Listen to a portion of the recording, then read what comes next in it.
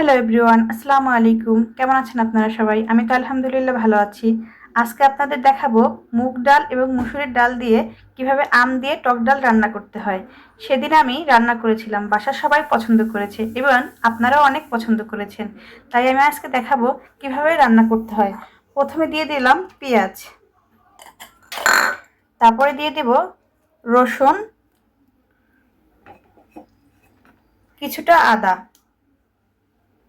এরপরে দিয়ে দেব ধনিয়া গুঁড়ি, একটু হলুদ গুঁড়ি পরিমাণ মতো। একসাথে মাখিয়ে আমি লবণ দিয়ে এখন প্রেসার কুকারে শিষ দিয়ে দিব। 2টা শিষ উঠলে হয়ে যাবে। তাহলে ডালের যে ছাবা ছাবা একটা ভাব থাকে বা ডাল ঘুটনি দিয়ে অনেক ঘুরতে হয়, ওইরকম কিছু করতে হবে না। একদম এটা মানে ঘিলুর মতো হয়ে যাবে, ক্রিম হয়ে যাবে। হ্যাঁ, তখন এই ডালটার স্বাদ অনেক মজার হবে। এখন দিয়ে দিচ্ছি একটু পানি, 1 কাপের মতো। আর একটু পানি দিতে হবে। পানিটা কম দিলে নিচে পোড়া লেগে যাবে, তাই একটু পানি বেশি দিলাম।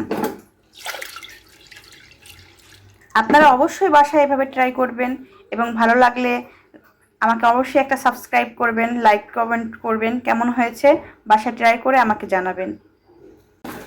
দেখুন ভিউয়ার্স, আমার ডালটা কিন্তু একদম ক্রিম হয়ে গেছে। এটাকে ঘুরতে হবে না, কারণ এটা এমনিতেই গলে গেছে। এখন আমি পানি দিয়ে দিব।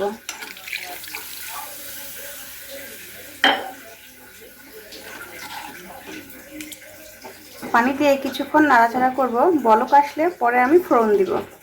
ডালে মরিচটা কিন্তু কখনোই আগে দিবেন না।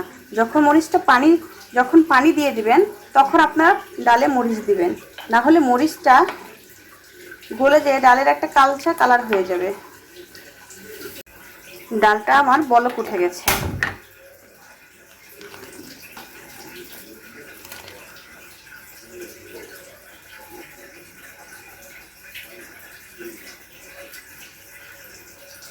রসুন কুচি একটু কুটা দিয়ে ছেঁচে নিয়েছি, কারণ একটু থেতলে নিয়েছি। রসুন কুচিটা একটু মোটা মোটা হয়েছে, কিন্তু এটাকে আমি ছেঁচে নিয়েছি, যার কারণে এটা মিশে যাবে বা খাবারের সাথে যখন ভাজা রসুনের মুখে পড়ে আমার খুব ভালো লাগে এবং আমার পরিবারের লোকেরা খুব পছন্দ করে। এই জন্য আমি রসুনটা একটু মোটা মোটা করে ছেঁচে নিয়েছি। রসুনটা যখন ভাজা হয়ে যাবে তখন কালো জিরা আর জিরা আমি একসাথে করে রেখেছি, এটা দিয়ে দিব। কাঁচা আম এখন তো পাওয়া যায় না, এটা আমি ফ্রোজেন করে রেখেছিলাম যখন কাঁচা আম পাওয়া গেছে। এখন আমি কাঁচা আমটা ঢেপে রেখেছিলাম, এটা দিয়ে দিলাম।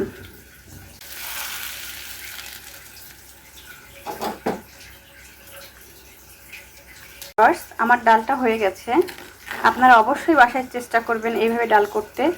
নিজেরাও খাবেন, পরিবারকে খাওয়াবেন, আর ভালো লাগলে কমেন্টস করে আমাকে জানাবেন কেমন হয়েছে।